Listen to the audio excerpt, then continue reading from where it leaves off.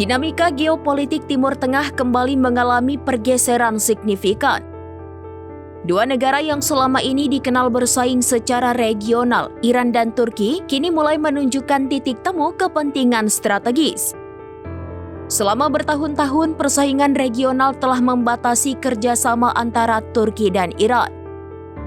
Kini kekhawatiran bersama terkait keamanan terhadap Israel memberikan titik temu. Dalam kunjungan terbaru ke Teheran, Menteri Luar Negeri Turki menyebut Israel sebagai ancaman terbesar di kawasan. Menteri Luar Negeri Turki Hakan Fidan yang dijamu di Teheran oleh mitranya dari Iran Abbas Araghchi menyatakan bahwa kedua negara memandang Israel sebagai ancaman terbesar bagi stabilitas di Timur Tengah karena kebijakan ekspansionisnya.